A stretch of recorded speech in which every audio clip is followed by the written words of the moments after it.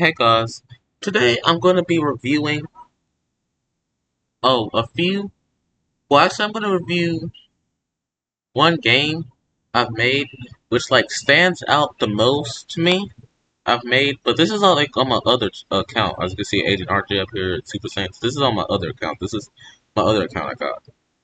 But I'm going to play it, and then I'm going to show you, uh, what the game turned out to look like. So, let's get started. We're not going to do no I don't want to do no spoilers to where you would know what will happen next,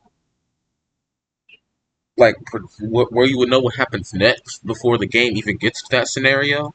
So I'm just gonna just skip past the description that you might pause the video and then read it. So it's pretty much spoiled right there. But if you don't have patience, just pause the video and just keep on going. Then you good. But we have to wait for the game to load, so I have to pause the recording so that this doesn't waste too much time. All right, we're in game. As you can see, this is supposed to be a Mario Odyssey reference. If you have not caught on yet, where the Top Hat Tower is pretty much empty. Like, look how empty it is over the distance. Also, like how this is a core, by the way, if you haven't noticed. So this is like a three-dimensional game I've made.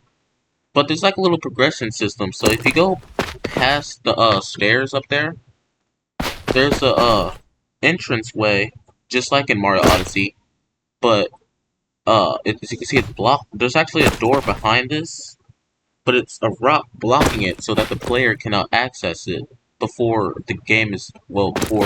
this whole part is completed. So I think that's a cool feature because I don't really want to have anybody, get too distracted off of the game and to explore other stuff. There's like a little platform up here, which will become uh there's a little platform right here, which is actually intended to be added there, because there will be a use for it after I collect that power moon. But the thing is, you can't see underneath it, so after you collect the moon, this little standpoint thing appears, and you click. If you get close to it, to the trigger zone, you can click F to continue, and it will load into a different scenario. So we're gonna have to pause the video again so that it doesn't take up too much time. Alright, so after collecting the multi-moon, as you can see, we actually begin right here where the spawn point is. Right where the not multi-moon, I keep almost saying multi-moon. There's no multi-moons in this game. Yeah, in this particular game. So we start right here where where that moon was. And there's a person over here that we can talk to. Talk to new helper, and it says, "Huzzah! Great work on collecting that power moon at the top center of this tower. A new quest is now available. You can head down to the bottom of the tower to enter it, and then the tower is complete. There's a secret found somewhere inside the tower. Go see." So there's another mission starting right here where it says entrance to the Top Hat Tower. So we gotta just fall down here. Oh, you can't fall too low below that, or else you'll die. So I kind of forgot there was a kill zone right there. So there's like a little portal way here. Now all we have to do is just enter it. And pausing the video again so that it doesn't take up too much time. Alright, we're back. So we're inside the Top Hat Tower. As you can see in the UI at the very top, it says inside Top Hat Tower. That UI actually lasts throughout the whole time we're inside of here. So as you can see, there's like we're inside like a blue space or whatever, with cyan looking blocks. There's this weird, four-sided thing up here, which has like a bright top to it. But we're going to proceed on with the mission. Talk to Greeter. There's a power moon hidden in here somewhere, okay? You need to find it. It's up high on those platforms. I can't tell you, but I will give a hint. It's in an alcove. It's in an alcove. It could be one of the first moons that you found hidden. But before we go up there, there's like a little pathway over here. And we can walk up here. I just added this just like so that it can be like a little side distraction or whatever. I don't know. Press C to crouch here.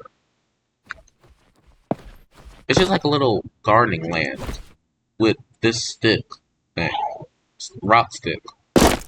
It has no collision to it, so you can just pretty much walk right through it. Like with ease. So as you saw there, it says Power Moon nearby. And we got a glimpse of it, and it's right here. This is the hint. This is the hint Power Moon. We collect it, and there we go. And now, proceeding on, we can head through this door, which takes us to a completely different scenario. And I'm going to pause the video so that it doesn't take up too much time. Alright, so now we're up here. Now the tower is not fully complete yet. We have one last mission that we need to do. And that mission is called Head into the Sub Area. So, as you saw, after entering the tower, this door, remember that rock that was here earlier? It's gone now. So now we can enter inside of here.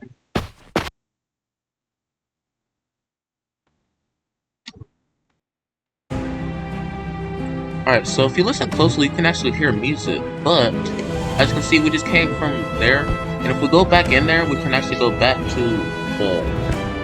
the tower. But if we go up here, we actually have a diamond we can collect up here, which is on the little frustum or whatever you call it.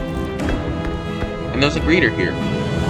Now there's 2 moons in most sub areas you find. Let me explain. One moon is found at the end of a sub area, which is normally supposed to happen. The second moon, however, is hidden amongst the middle of the sub area, so go out and try to find it. You will also be notified whether the hidden moon is nearby or not each time. So we have to walk along this little bridge right here. We gotta be careful so we don't fall off.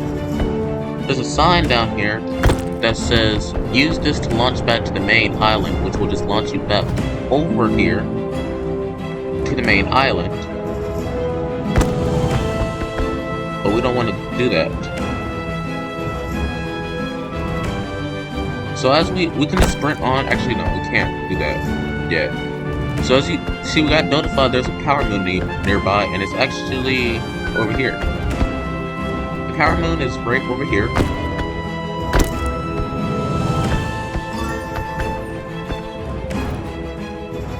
And the second moon,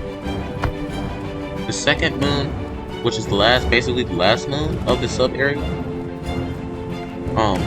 is at the end. Usually, I was thinking about adding 3 power moons. Like, one moon is like the hidden moon, and then like the second moon is like the hidden moon, and like the third moon will be like a multi-moon. Whereas it's like, but if you get like the multi-moon, it could take you out of the sub area and back, like at the Odyssey, like in Super Mario Odyssey.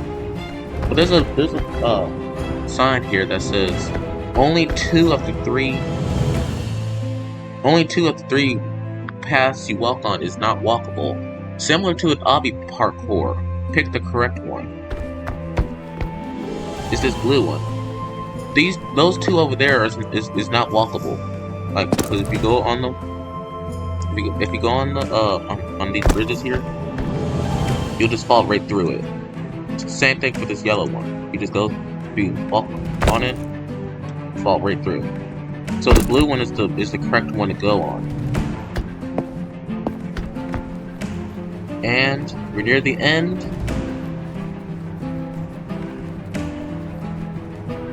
And we got the power moon. And then we can proceed out of here.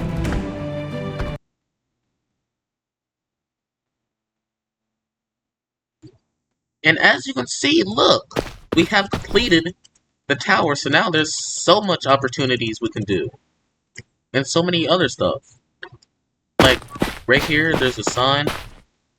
Tip: you can do multi jumps 500 times while in the air by repeatedly pressing space. And there's a power moon in here.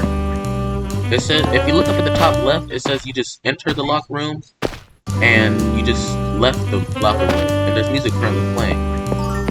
But if you go right here, there's a flying lesson to start, but we're gonna do that in part 2. Because there's so many opportunities that you can do here now.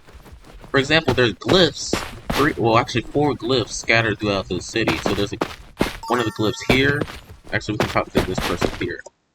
I got word that there's 4 hidden glyphs in the vicinity. They will notify you if nearby. See if you can find all of them. So there's one of the glyphs there, and then there's a glyph over here.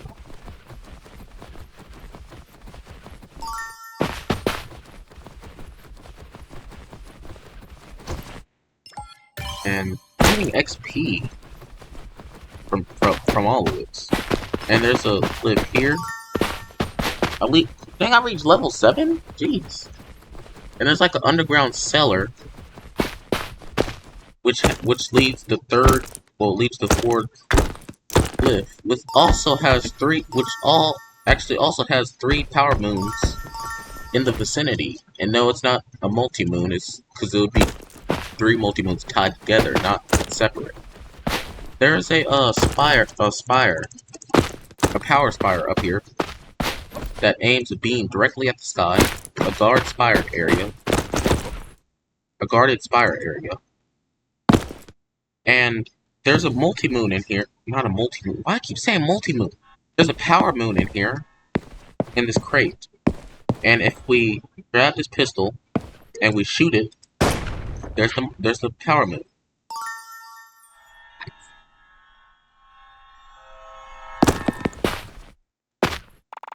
This is a guarded spire area. The beam that aims at the sky is a weapon for any threat. Perfect to call it the safe zone, because this weaponized area is so protected. I wonder how long it took to build this thing. The main guarded spire area is a pun on the mission name Guard the Spire area, and area of the Guardian Spire names. Those were the missions I did a long time ago. And sometimes, I accidentally shoot my weapon every time I talk to it. And if we go over here, there's the elevator that we can activate to go up.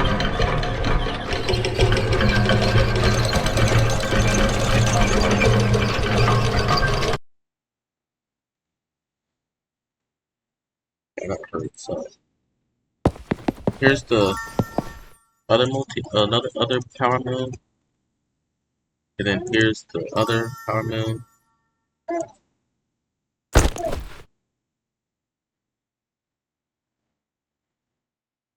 Here's the other power moon. Now I'm gonna stop the video here because I don't want to go over 15 minutes. So yeah, hope you guys enjoy.